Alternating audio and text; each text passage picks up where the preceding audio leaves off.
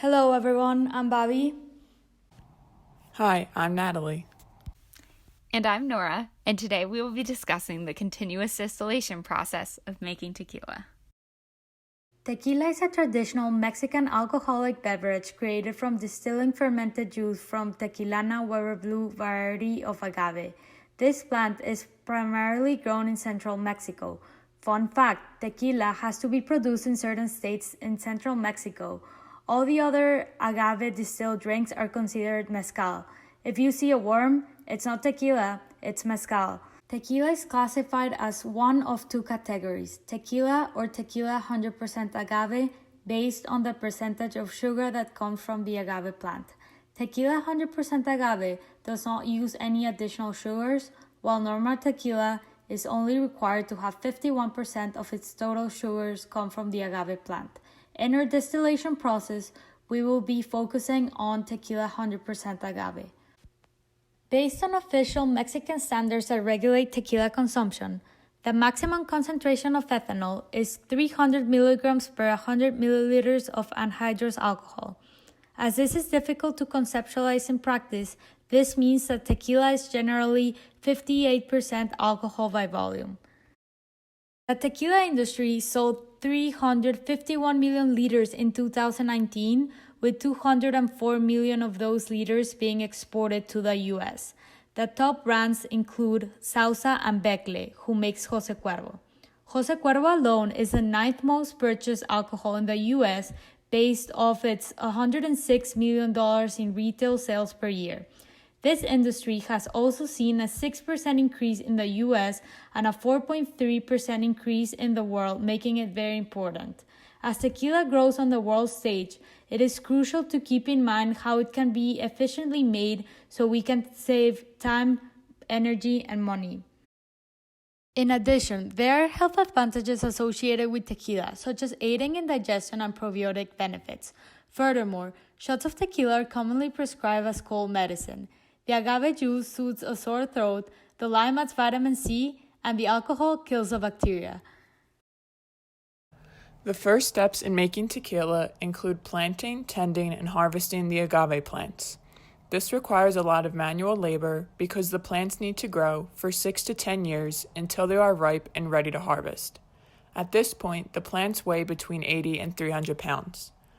The next steps include cooking, which converts complex hydrocarbons into simpler fermentable sugars, and extraction, which takes the juice of the plant away from the solid plant materials and fibers. Next, these sugars are fermented into alcohol, which can take 7 to 12 days. This fermented mixture is then distilled to form ordinario, which is approximately 25% alcohol by volume. This will become the feed to the separations process we will explain next. Traditionally, tequila has been created in a batch distillation process. This process has consisted of 2 consecutive pot stills heated with steam. The first acts as a stripping section, and the second as a rectifying section. More recently, some companies have been switching to a continuous horizontal distillation process. Unfortunately, continuous distillation processes have a few drawbacks, namely the initial capital cost required. Additionally, samples taken from continuous horizontal distillation showed a significant difference in the concentration of aldehydes and higher alcohols in the distillate. This decrease in the volatile components results in a less aromatic tequila with a decreased flavor complexity.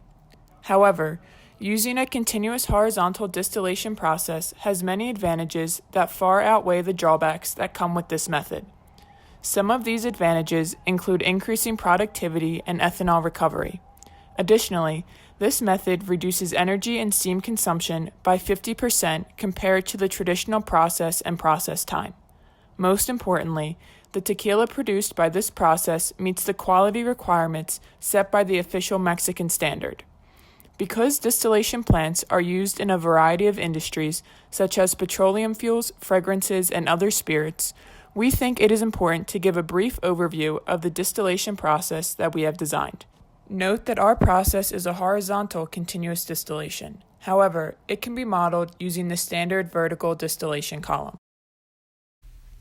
As we were discussing before, our inlet stream will be 25% alcohol by volume, which will produce tequila that is 67% alcohol by volume. Literature on continuous ethanol distillation has been conducted with a distillate to feed flow rate of 0.2 to ensure the stability of the process. In addition, we chose a reflux ratio of 0.67, which is 1.5 times the minimum reflux ratio required. When finding this minimum reflux ratio, it's important to note the presence of an azeotrope in the equilibrium data. We would use this reflux ratio and distillate to feed ratio as the starting point for our industrial process, but more experiments might need to be conducted at a later date to determine if this will be the best for our individual distillation process. Because we wanted to make approximately 500,000 liters of tequila a year, we chose an inlet feed rate of 43 moles per minute. Based on the ratio that I was just describing, that means that the distillate flow rate would be around 9 moles per minute and the bottoms product around 34 moles per minute. Also, when designing our column, we decided to have a total condenser and a partial reboiler.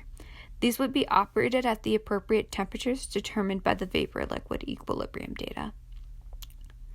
If only this information was used in addition to equilibrium data for the ethanol and water, we would need 5 theoretical stages plus a partial reboiler to carry out this process.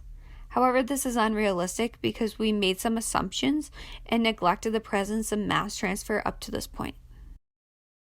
One assumption that we made is that the ordinaria, or the feed, is only composed of ethanol and water. However, we know that our feed will have some amount of contaminants in it, and that will affect the vaporization and condensation temperatures.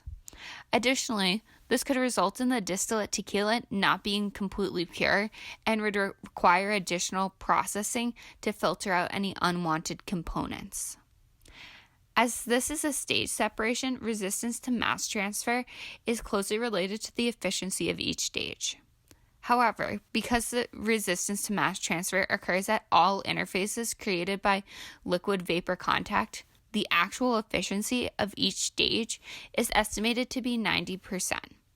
The presence of resistance to mass transfer in distillation will affect the number of stages required and the height of the distillation column and the feed location. To recap, tequila is traditionally distilled using a batch process to produce a unique flavor. Continuous horizontal distillation provides an alternative method of tequila production while maintaining the quality requirements set by the official Mexican standard. This process increases production while decreasing the energy requirement, two factors that are important to maximize for a growing industry.